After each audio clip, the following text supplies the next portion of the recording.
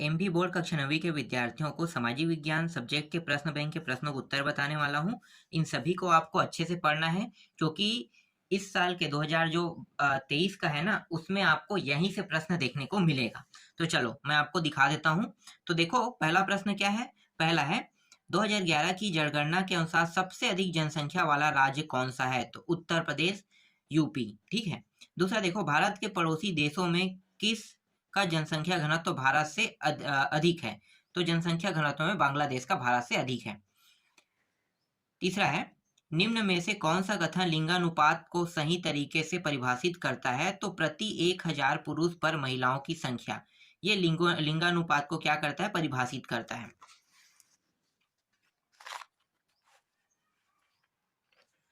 चौथा है, निम्नलिखित में से किस राज्य में जनसंख्या घनत्व न्यूनतम पाया जाता है। तो यहाँ पे अरुणाचल प्रदेश लेना है। 2011 की जनगणना के अनुसार भारत का जनसंख्या घनत्व 382 प्रति वर्ग किलोमीटर है। इसके बाद रिक्त स्थान देखते हैं। रिक्त स्थान में देखो, एक वर्ष में प्रति 1000 व्यक्तियों में मरने वालों की संख्या को क्या कहते हैं, मृत्यु दर कहते हैं। अभी जो मैं अध्याय आपको बता रहा हूँ, इस अध्याय से सिर्फ आपको एक एक नंबर के 4 प्रश्न देखने को मिलेगा। मतलब 4 अंक के प्रश्न आएगा और इसमें पूरा एक एक नंबर का रहेगा। तो सभी प्रश्नों को आपको देखना है। चलो आगे देखें। यहाँ पे लोगों को एक क्षेत्र को छोड़कर दूसरे क्षेत्र में चले जाने को क्या कहते हैं, प्रवास या प्रस्थापन कहते हैं। 2011 की जनगणना के अनुसार भारत में साक्षरता दर 74.04% था। नेक्स्ट है, किशोर जनसंख्या में प्रायः 15 से 59 वर्ष आयु वर्ग के होते हैं। एक शिक्षित एवं स्वस्थ जनसंख्या ही प्रत्यक्ष निर्णय ले सकती है। एक वाक्य में उत्तर देखते हैं। तो केरल में जनसंख्या घनत्व तो अधिक क्यों है। तो इसका उत्तर देख लेते हैं क्या कह रहा है। केरल में जनसंख्या घनत्व तो अधिक इसलिए है क्योंकि यहाँ समतल मैदान एवं उपजाऊ मिट्टी पाई जाती है और पर्याप्त मात्रा में वर्षा होती है। इसीलिए क्या है, केरल में जनसंख्या घनत्व तो अधिक है। दूसरा है, जनसंख्या परिवर्तन को कितने प्रकार व्यक्त किया जाता है, नाम लिखे। तो देख लेते हैं। एक तो है धनात्मक परिवर्तन और दूसरा जो है वो क्या है, ऋणात्मक परिवर्तन। दो ही प्रकार हैं। तीसरा है, जनसंख्या घनत्व से क्या आशय है। उत्तर देखो, जनसंख्या घनत्व से अभिप्राय यह जनसंख्या जैव की मात्रा का मापक है। चौथा है, भारत की आधी आबादी किन 5 राज्यों में निवास करती है। तो उत्तर लेना है आपको। इसका जो उत्तर रहेगा वो मध्य प्रदेश रहेगा। ठीक है, क्या रहेगा, मध्य प्रदेश। और 5 राज्य के नाम बताना है ना। तो एक तो हो गया मध्य प्रदेश, हो गया।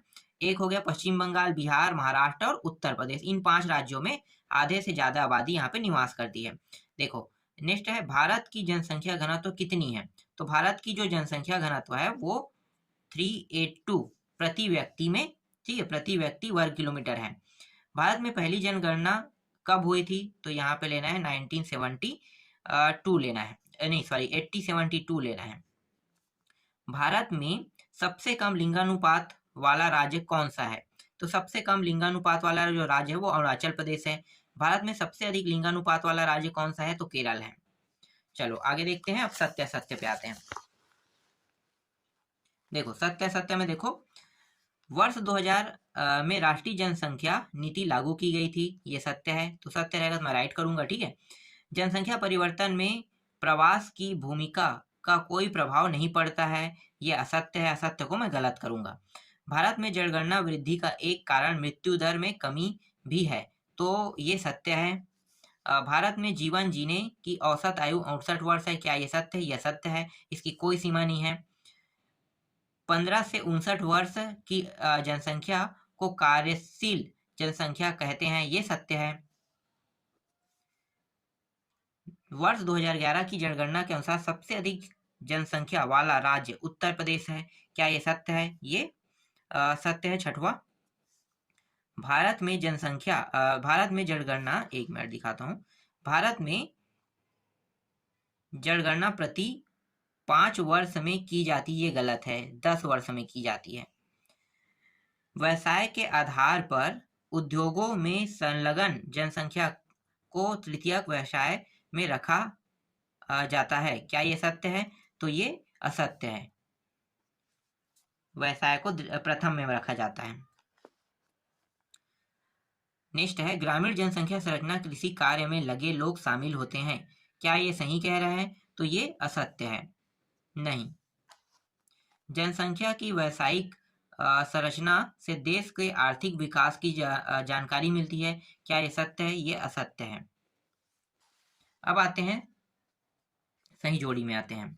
ठीक है, सिक्किम की जनसंख्या जो है वो है 6 लाख। तो यहाँ पे आपको लेना है 6 लाख, ज्यादा संख्या नहीं है, बहुत कम है, 6 लाख है।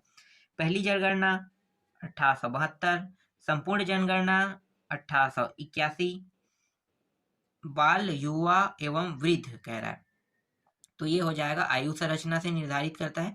क्रियाकलाप के आधार पर नगरीय एवं ग्रामीण संरचना, तो ये आ जाएगा इसके अंदर। बस यहाँ से इतने प्रश्न ही इस अध्याय से देखने को मिलेगा, ज्यादा आपको और पढ़ने की आवश्यकता नहीं है।